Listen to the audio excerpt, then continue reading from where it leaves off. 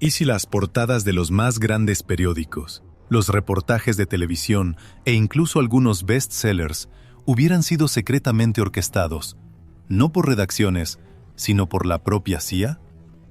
¿Hasta dónde ha infiltrado esta guerra en las sombras lo que crees que es información libre? En el calor de un verano que bascula hacia el abismo, el año 1941 se alza como un umbral.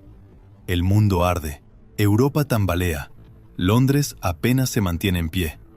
Más allá del Atlántico, una potencia aún titubeante observa cómo las llamas abarcan los continentes. En Washington, los pasillos del poder vibran con una inquietud nueva. La guerra aún no es suya, pero ya las palabras circulan como exploradores invisibles. Rumores, despachos, informes fragmentarios. Estados Unidos entiende que no puede limitarse a observar. Debe saber, debe hablar, debe, ya, influir.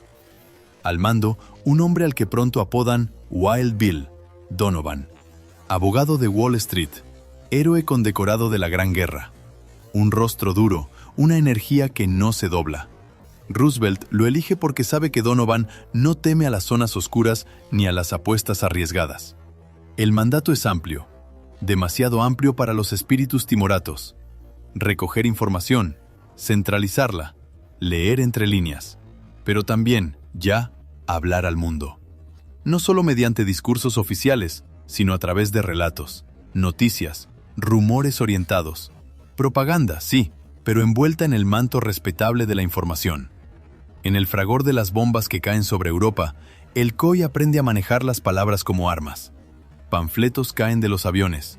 Boletines radiofónicos se deslizan tras las fronteras enemigas. Artículos aparecen en periódicos extranjeros como si vinieran de plumas libres, cuando nacen en oficinas de Washington. Bajo el sello del OSS, Donovan construye un mundo paralelo. Agentes circulan por Europa tras las líneas, sabotean, espían, hablan, sobre todo, escriben, susurran historias a oídos de periodistas neutrales, diplomáticos indecisos, resistentes que buscan creer que no están solos. Un ejército puede perder una batalla, pero un pueblo solo se rinde si su imaginario es conquistado. Así, el OSS lanza operaciones psicológicas, en Italia, en Francia, incluso en Alemania. Los panfletos imitan a los periódicos locales, pero modifican una línea, una columna, una verdad.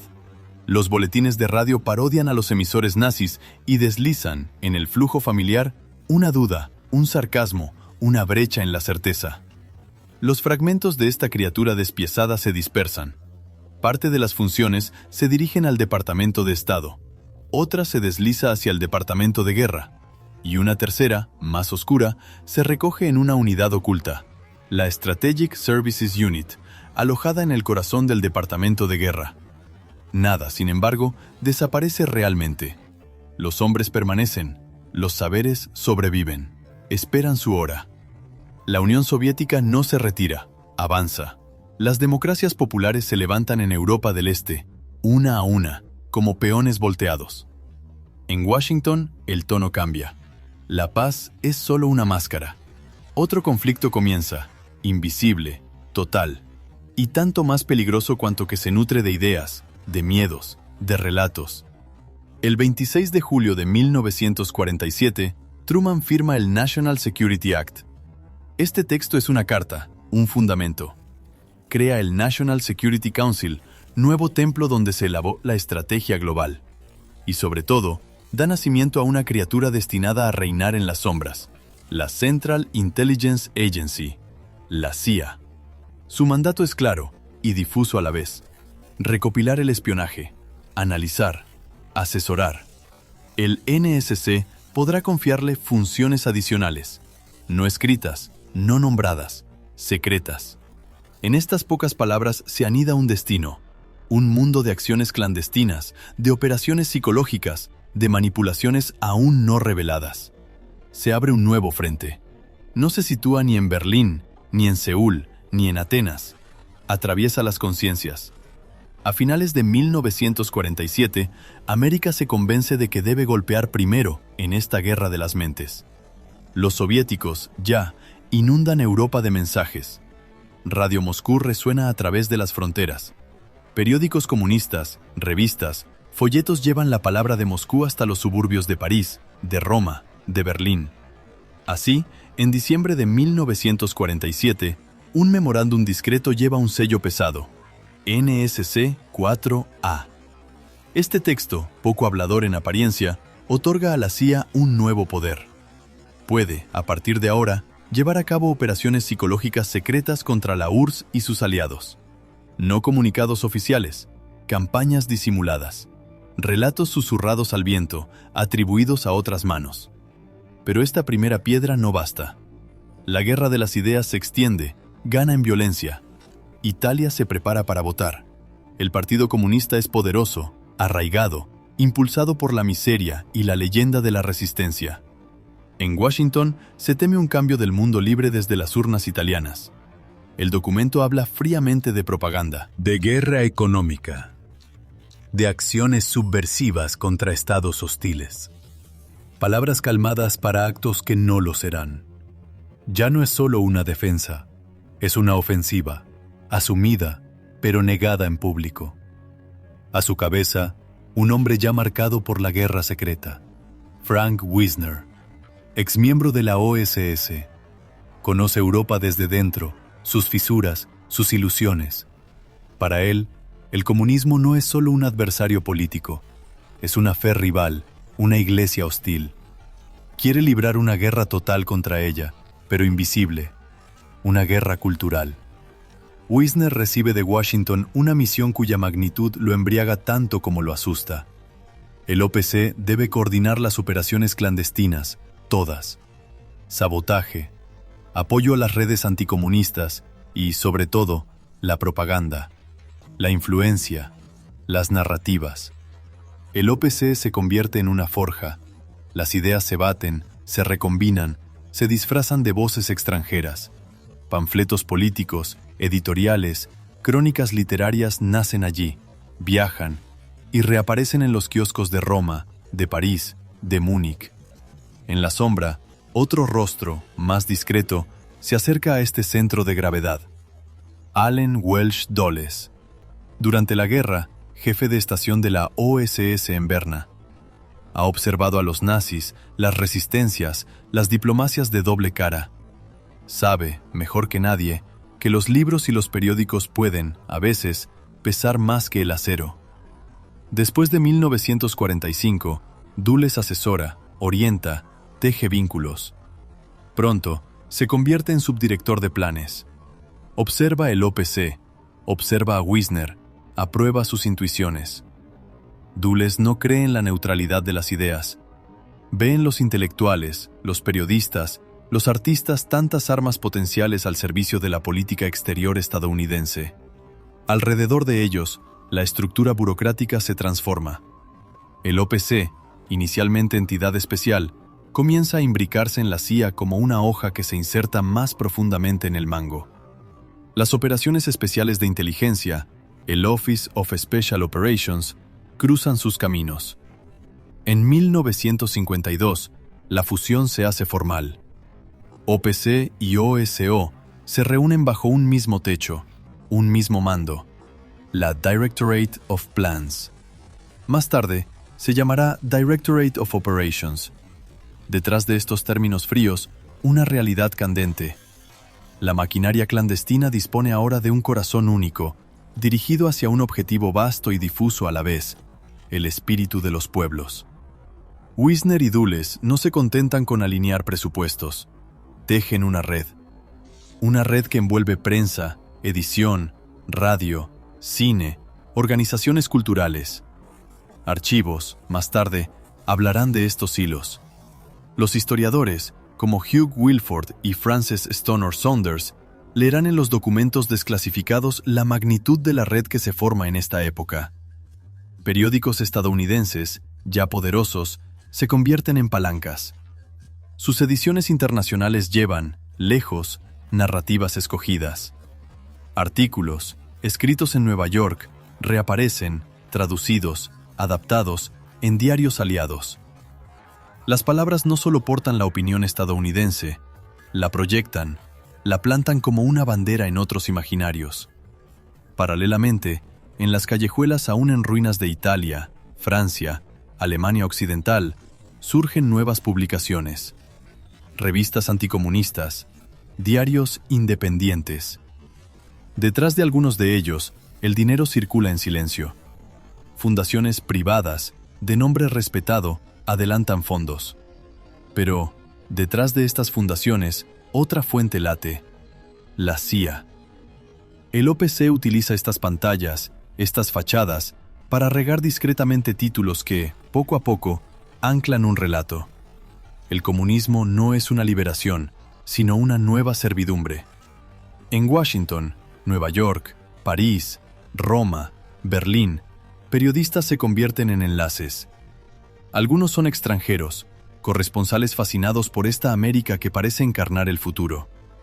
Cenan con oficiales de la CIA, intercambian información, reciben, a cambio, confidencias, un ángulo de tema, un documento confidencial, a veces, más aún, un esquema de artículo, listo para ser adornado con sus palabras.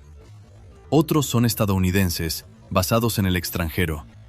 Saben que su carnet de prensa les abre a territorios vedados a los diplomáticos. Oficiales de la CIA, a menudo exmiembros de la OSS, de las mismas universidades, de los mismos círculos mundanos, se les acercan. Se proponen intercambios de servicios. Se sugiere que, bajo la máscara del corresponsal, podría deslizarse otra misión: recolectar, influir. A cambio, el acceso, las primicias, la ilusión de estar en el corazón del poder.